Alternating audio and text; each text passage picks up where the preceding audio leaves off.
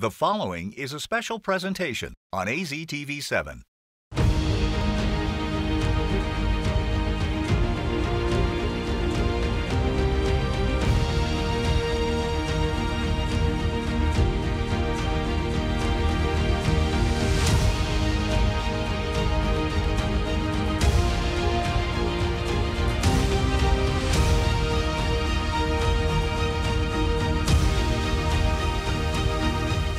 Welcome to Before You Vote. I'm Mike Broomhead.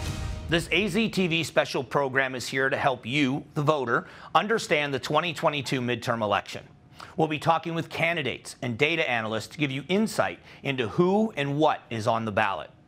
Since our last show, the final results of the primary election are in and have been confirmed. So let's look at the 6 major races in Arizona and who the nominees are. Let's start with the governor's race.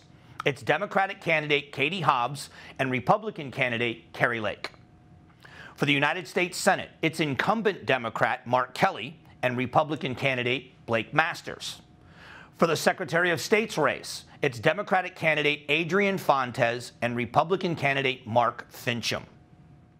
For the Attorney General's race, Democratic candidate Chris Mays and Republican candidate Abraham Hamadeh. And in the Superintendent of Public Instruction race, it's Democratic incumbent Kathy Hoffman and Republican challenger Tom Horn. And lastly, for the Treasurer's race, it's Democratic candidate Martine Quezada and Republican candidate incumbent Kimberly Yee. In today's show, we're continuing our discussion about the primary election. First, we talk with Maricopa County Recorder Stephen Richer, reviewing everything that happened on primary election day, including the issue with the pens, and how the overall voting process went in Maricopa County. Plus, we sit down with Karrin Taylor-Robson's former campaign spokesman and find out what he has to say about losing the nomination and his insight on what he thinks the governor's race is going to do and what it will look like moving forward. We're getting questions answered and some insight from someone who has been behind the scenes of the Arizona governor's race. And it's all happening here after the break. We'll be back in exactly 60 seconds.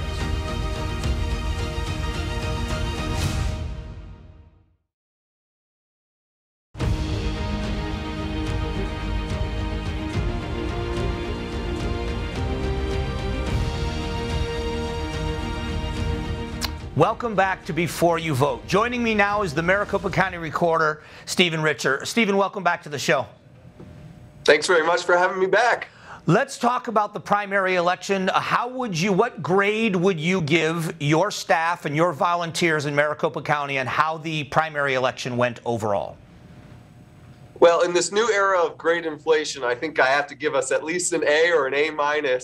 We served more voters than have ever voted in a Maricopa County August primary, so 868,000 primary voters. Ballots went out, 1.4 million mail ballots went out. They went out on time. They went out accurately. Every single voting location opened on time, all 27 days. We had more voting options than ever before. People got to participate, no major mishaps. Sure, in any election, there are things that we want to continue to improve, and we're looking at those right now. We'll do the canvass on Monday, and then we'll continue our post-election diagnosis, and we'll hopefully be even better in November. So let's talk about, like you said, no campaign is ever without issues. Let's talk about Sharpie Gate 2.0. Can you explain what happened with the felt tip pens at one voting location and why people were replacing them with ballpoints and how that was resolved? Yeah, the background here is that Maricopa County has used felt tip pens for about 30 years now, because I was talking about this with former recorder Helen Purcell, who remembers them distinctly.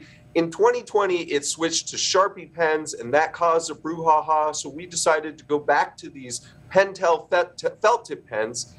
And the reason for that is that on election day, if you vote in person, you can feed your ballot directly into the tabulation equipment.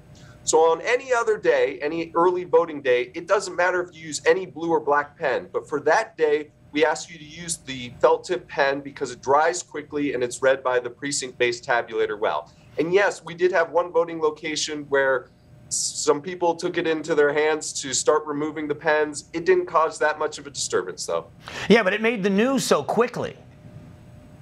Well, you know, because our county attorney, who's fantastic, Rachel Mitchell, sent out a email and sent out a cease and desist letter, which amounted to one of the 10 commandments, which is thou shalt not steal. Not something that she probably thought she would have to send as county attorney, but it did make the headlines. I'd like to get a quick comment from you, from your perspective as the county recorder. What happened in Pinal County? Because the elections leader there was removed for what happened there. Can you kind of explain from your perspective what happened in Pinal County? Elections are a tough business. It's tough to go from 0 to 100 at the flip of a light switch. And clearly, some things were not as they wanted it to be. I know that some ballots were misprinted. I know that certain voting locations didn't have a sufficient number of ballots. But we rise and fall together. I certainly was blamed by out-of-state actors for some of the stuff that was going on in Pinal County. And it just goes to show that the elections community, we need to do well together, because really it's the confidence of the electorate that is shaped by all of these events, whether or not you're directly responsible for them. Now, with respect to running out of ballots, fortunately, the system that Maricopa County uses, the vote center system, we print ballots on demand, meaning that we don't have a stack of ballots. Not until you show up and check in do we print the specific ballot for you. So that's the way we worked around one of the issues that plagued Pinal County. Yeah, I voted at the Greek Orthodox Church in Phoenix. That was the location I chose, close to my office, and it was seamless. The ballot was printed immediately. I voted. I didn't have to wait, and it was a very smooth process.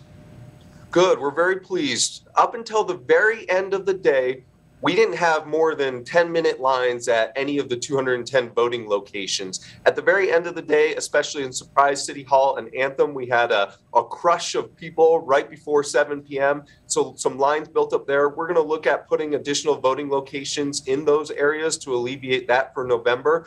Voting patterns have changed a little bit over the last 6 years, and so that's something we have to account for. All right, so a new development this week happened where there is a motion that's being requested by the county against Kari Lake and against Mark Fincham, who is running for Secretary of State, because of the lawsuit they filed. Can you explain what happened and why the county is doing what they're doing? Yeah, so Mr. Fincham and Ms. Lake have filed this lawsuit against voting equipment, voting machines in Maricopa County and in Arizona. But in Arizona, we don't use voting machines. All of our ballots are hand marked on paper. So that's a little bit of a misnomer, and is research that their attorneys, quite frankly, should have done.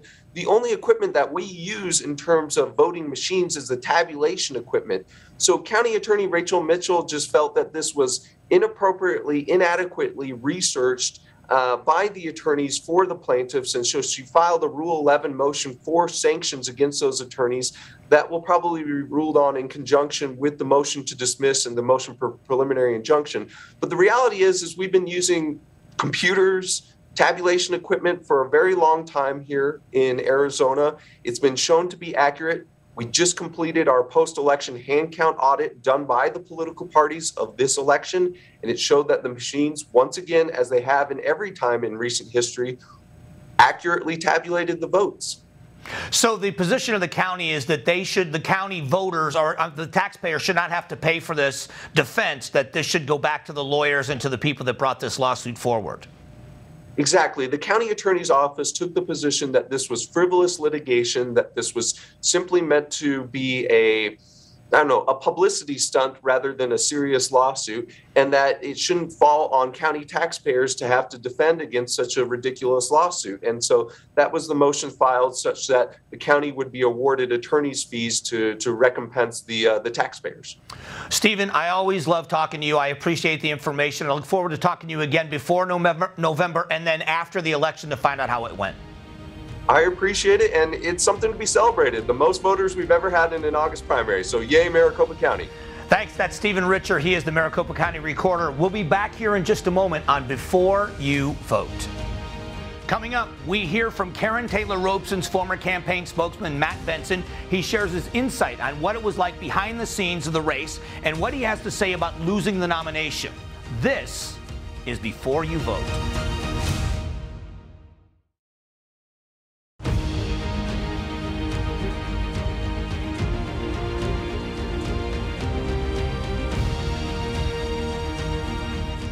Welcome back to Before You Vote. Joining me right now is Matthew Benson from Veritas. Campaign manager for Karrin Taylor-Robson? Spokesman. Okay, spokesman. Sure. Fair enough. I was trying to elevate your position. No, I appreciate that. Let's start with the primary. The simple question is what happened from your perspective. Let's start there. That race ended up closer than a lot of people thought it was going to, sure. But what happened? Look, I think you're talking about a candidate. First off, you have to give all the credit in the world to Kari Lake. It is not easy to lead a race statewide, wire to wire, in the fashion that she did, and so she deserves a lot of credit for running and leading a winning campaign. But in terms of what happened, I mean, you're talking about a candidate who started that race with incumbent level name ID. That's worth a lot. I mean, being on air for nearly 30 years across 3/4 of the state, there's a lot of value there. And so she had a natural advantage. Trump's endorsement can't be undervalued. I mean, it's the most significant factor in this primary. I think we saw that in the results. His candidate's basically running the table. Yeah. And she is a charismatic figure, and she effectively tapped into the frustration and the anger that Republican primary voters are feeling. So what happened? That happened. And we had a stiff wind to go against and an uphill climb. I'm tremendously proud that Karrin Taylor-Robson and our team made this a close fight. But we were going up against a lot of things.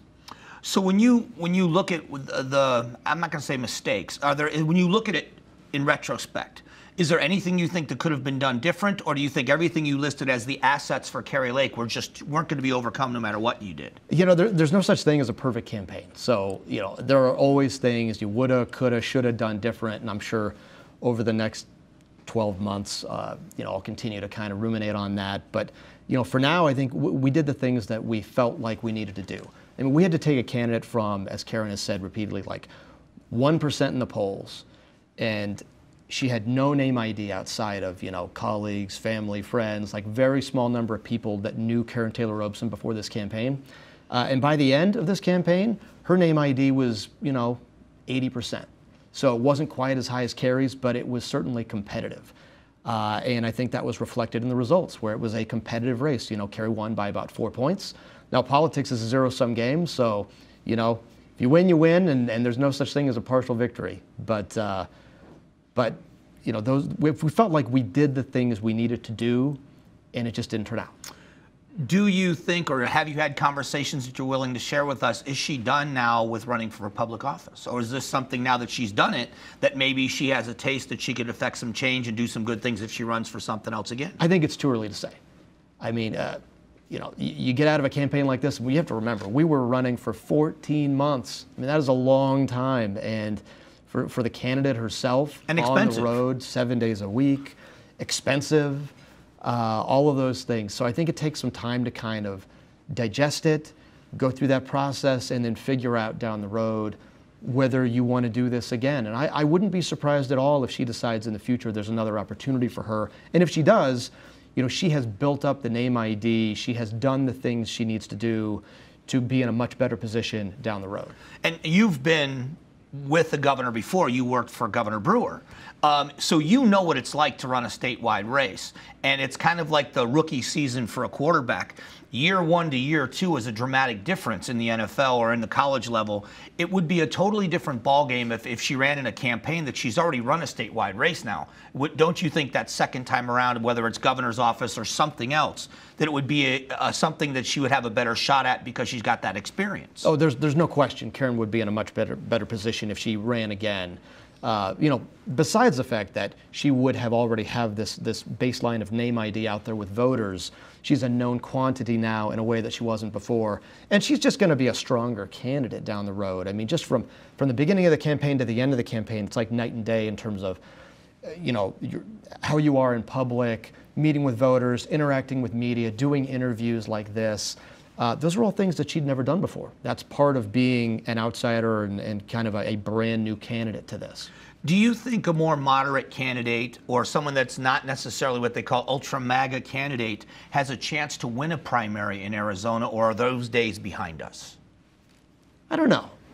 I think the right kind of candidate can, look, it is uncertain how long the kind of the gravitational pull of Donald Trump will be as strong as it is today.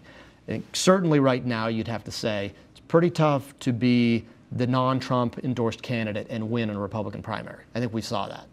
Right. Down the road, 2 years from now, 4 years from now, may not be the case.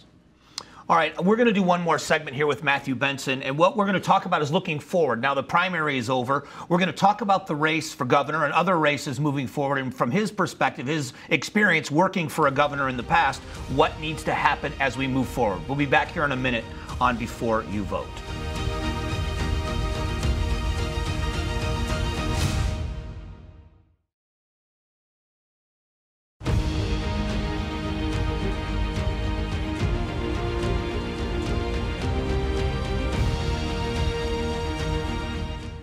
Welcome back to Before You Vote. Continuing our conversation with Matthew Benson from Veritas.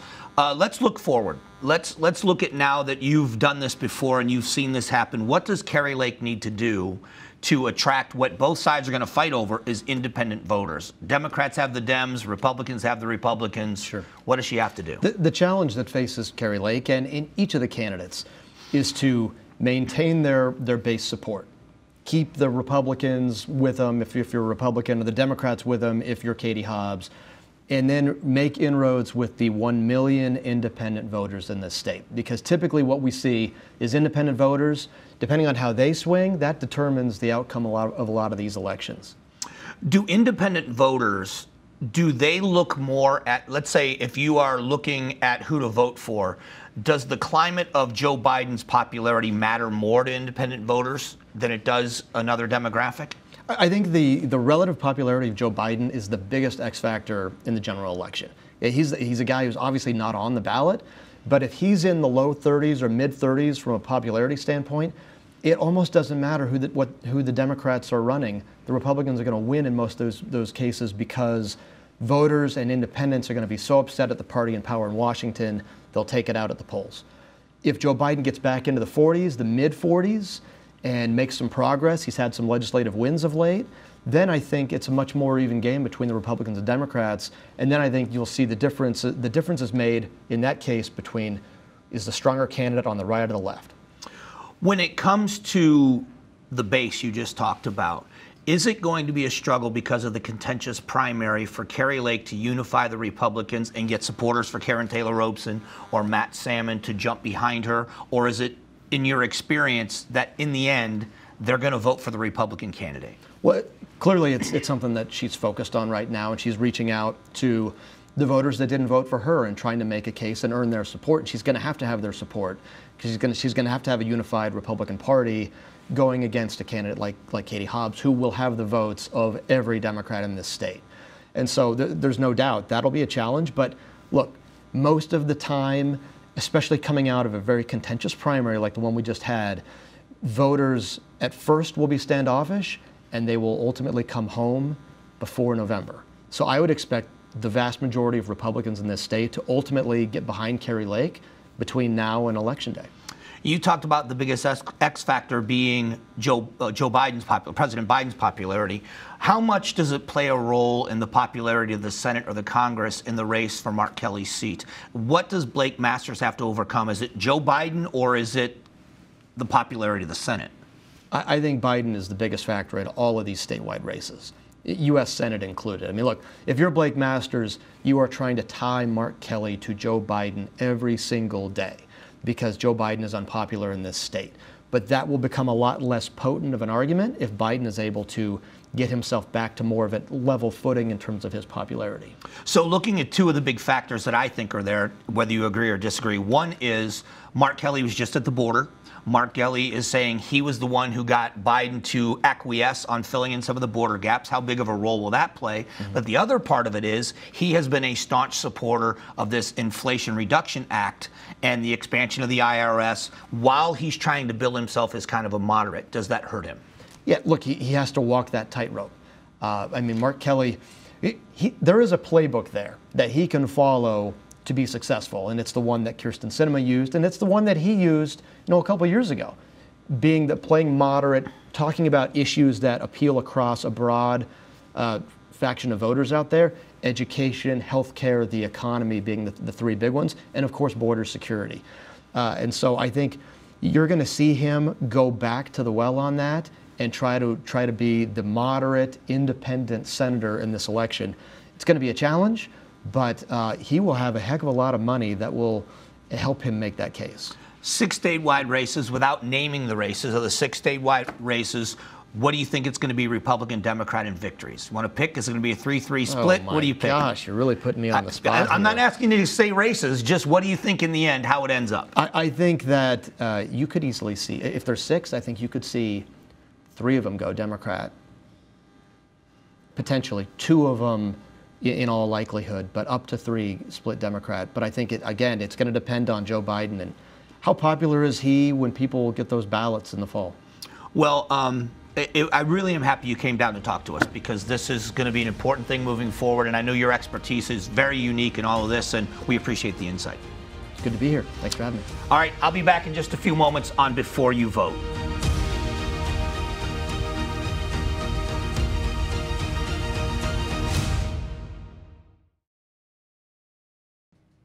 A big thank you to our guests, Stephen Richer and Matthew Benson. Great insight about the primary and looking forward. Next week on the show, we talk to the treasurer candidates. So make sure you're here to join us next week on Before You Vote.